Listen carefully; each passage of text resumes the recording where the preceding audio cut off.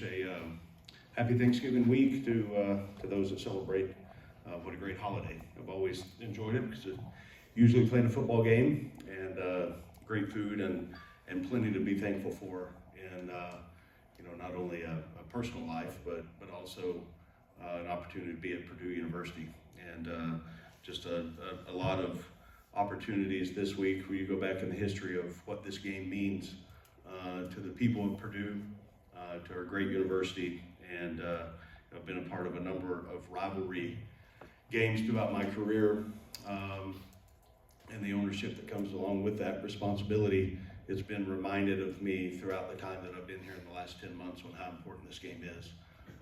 So whether you've been here 5 months, like a number of our players, or 5 years, it's something that we've spent time on this week on understanding our opponent and the importance of how we go play and represent something so much bigger than ourselves in this game. And our guys will have a great week of preparation. It's sped up because it's a short week with a Friday night game, and they'll be ready to go play at 7:45.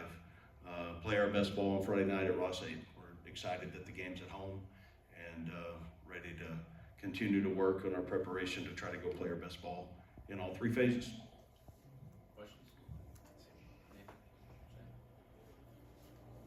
Did you adjust this week at all for this schedule? We did.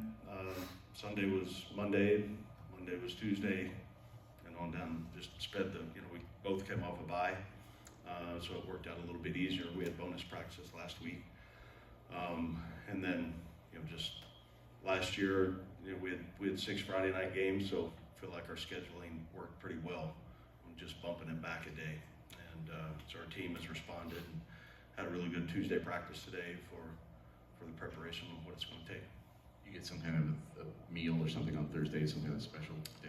We'll be in the hotel on Thursday, so we have our normal routine on Thursday. Wednesday we'll have a team Thanksgiving meal for really everybody in the organization, and then Thursday will be a normal Friday for us with meetings and run through and get to the hotel and kind of lock in with our chapel and what is our normal pregame or Friday night meal and meetings, and then Friday is a long day with a late kick. So we've had a couple of those over my time and understand what some teams you need to spend every single minute with them meeting. Some you can give them a little more free time, and every group's a little bit different. So we've got a pretty good balance on what we need to get done on Friday. You mentioned the rivalry and the history here. I don't think there's ever been a point in the history of these two teams where things have been this lopsided in IU's favor as far as what's happening competitively. How does that fit into how you look at your job, like the big picture of what you're trying to do here? Yeah, I look at really and I'm going to look down at some stats, but more than anything, I've talked about with our team about this is the 127th meeting and the 100th that we've played for the bucket, and there's certain stats on the previous 7 matchups. There's stats on the all-time series, and then the responsibility we have. We'll all go down as you leave this game as a win-loss record versus your rival. So that's been the focus of what we've talked about and how we need to prepare to go play our best. That's where we've moved and navigated through what we need to do to prepare well to go play.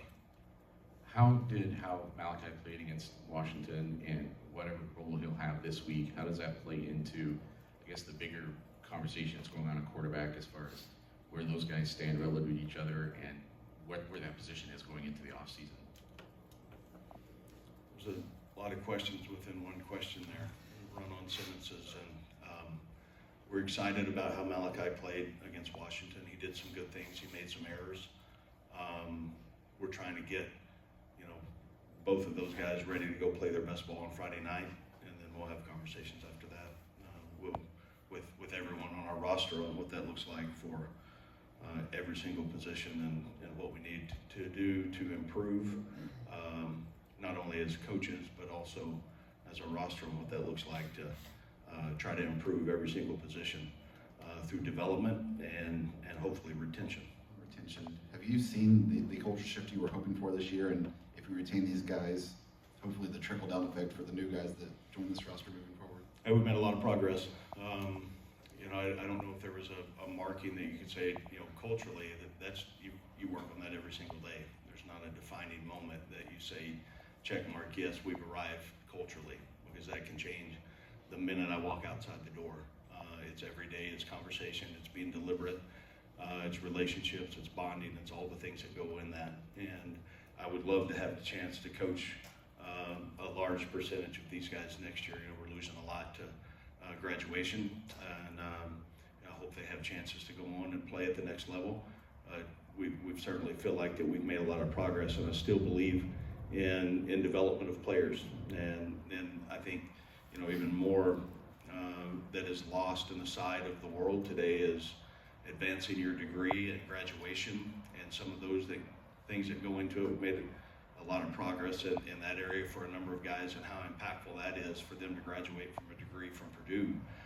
It all goes into that on what the team looks like, and then can we recruit a team in the incoming class that's going to plug in and help us go win next year. Those are all ongoing conversations with everybody in the building, and how we can continue to improve. There's a lot of guys who are going to walk on Saturday for senior day and probably didn't get, from a win-loss perspective, what they wanted out of this, but how valuable have these seniors been to what you hope this becomes? Yeah, I think you look at everybody's got a story, right? And what you had an opportunity to learn from this experience. Again, whether it's 5 years or 5 months, they'll all take something with them. We're connected. Once you're one of my players, we're connected forever. And I care deeply, and will help every single one of these guys in anything I can for the rest of their life. And they poured in and really joined and bought into a number of things that were new for them, starting whether they were here in December, whether they joined us in January, or the 46 to 48 guys that joined us last June. They all will leave here with experiences of what this past season was. Some are really good, some are learning experiences and not great, but all of them, and my belief, will look back on this experience and they will be thankful for the opportunity we had together. Did you get the response you were hoping for coming off of what happened at Washington with a bye week, and then just kind of turning the page to Indiana? I thought we had a good week. Last week, I'm referencing, I thought our guys practiced well. We did the things we needed to. We spent extra time in the weight room, which we continually need to become a bigger and faster and stronger and more explosive team. So we've worked hard in that area.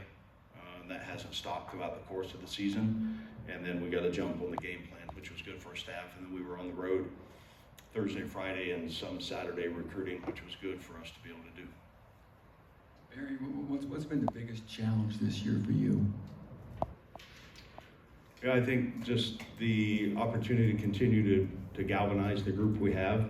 I mean, they're all challenges. I mean, that's it's I've said this a number of times. Every team is so different, but I do believe in my soul the foundation of the core of who we're going to be and what we're becoming and what we're building and what we've changed in 10 or 11 months.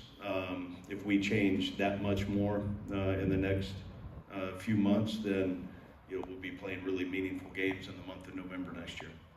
Is there any value to having a bye this late in the year?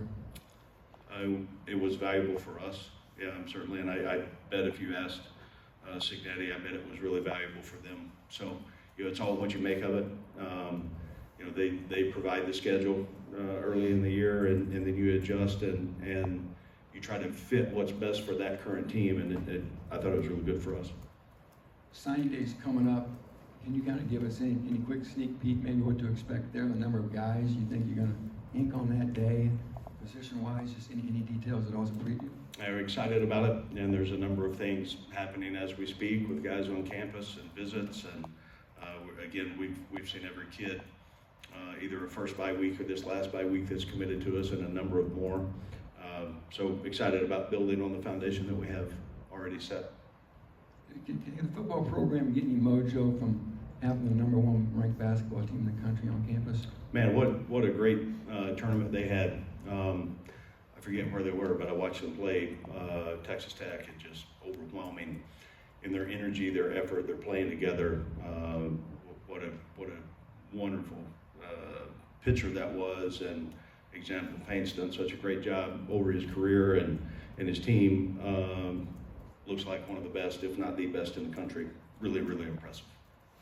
Can Purdue build a program like what IU's been doing down the last couple of years? Are they capable of getting to that level, being a playoff team? Yeah, I mean, ultimately, and I don't want to speak because I mean, obviously I know what they've done win-loss record, but I don't know, any details other than that. I know Cignetti's done a heck of a job. So absolutely, I think you look at the opportunities that exist in college football today, in recruiting and expanded playoffs, and now retention and rev share and all the things that go along with it. Purdue's got every single thing that is needed to have a really, really successful football